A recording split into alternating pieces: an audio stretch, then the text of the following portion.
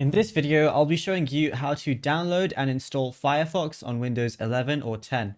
It's a very simple method, so if you find this video helpful, be sure to drop a like and subscribe. Now, what I want to go ahead and do is go to my browser of choice. So I'll be using Google Chrome for this, but let's say I want to go ahead and download a Firefox.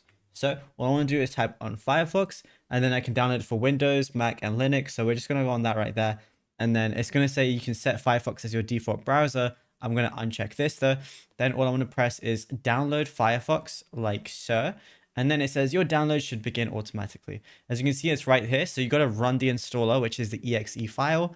Press confirm. And then as you can see, it's now saying that it's now installing. It says optimizing your settings for speed, privacy, and safety. So just wait for that to finish. It might take longer or a short amount of time depending on your internet and how good your PC is.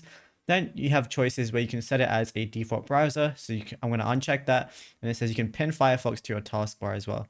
Then just press save and continue like so. You can import data from any other browser if you want to, but I'm going to skip this step. And then you can customize your experience, for example, whatever you're using it for. I'm going to skip this as well.